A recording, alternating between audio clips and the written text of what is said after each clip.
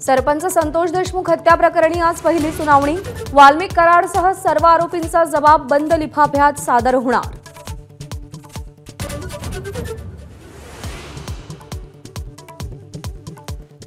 सतीश भोसले उर्फ खोक्याचा बीड जिल्हा आणि सत्र न्यायालयामध्ये अटकपूर्व जामिनासाठी अर्ज।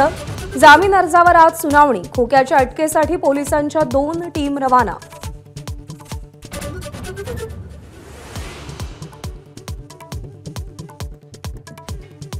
प्रशांत कोरटकरच्या जामीन अर्जावर कोल्हापूर सुनावणी।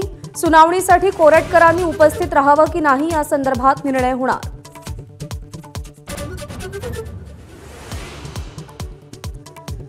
अर्थसंकल्पावर आज चर्चा। विरोधकांच्या आरोपांना अर्थमंत्री उत्तर देणार। दरम्यान योजनांची स्थिती काय याची वस्तुस्थिती देखील अजित पवार मांडणार।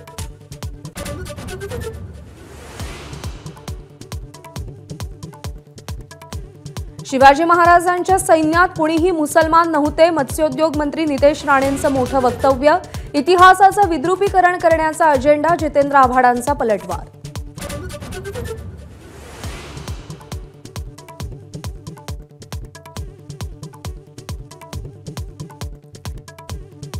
योजनांना हिंदू देवतांचं नाव देणं चुकीचं। मल्हार सर्टिफिकेशनचं नाव बदलण्याची जेजुरी संस्थांच्या विश्वस्तांची नितेश राणेंना विनंती।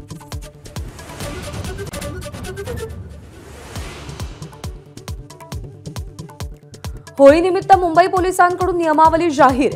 12 मार्च ते 18 मार्च पर्यंत नियम लागू होणार। पादचाऱ्यांवर रंग, पाण्याचे फुगे फेकल्यास कारवाईचा इशारा।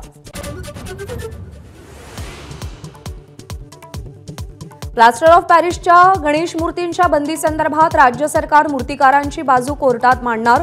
सांस्कृतिक कार्यमंत्री आशिष शेलार यांचं आश्वासन। पुढची सुनावणी 20 मार्चला।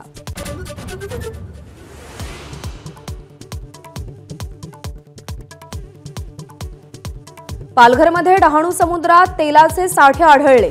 18,000 चौरस किलोमीटर क्षेत्राहून अधिक मोठे खनिज तेलाचे साठे। 8 वर्षांपासून सुरू असलेल्या संशोधनाला अखेर यश।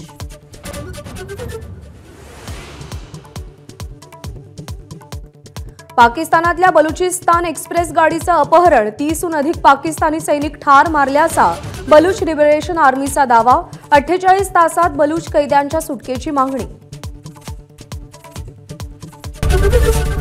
एबीपी माझा, उघडा डोळे बघा नीट।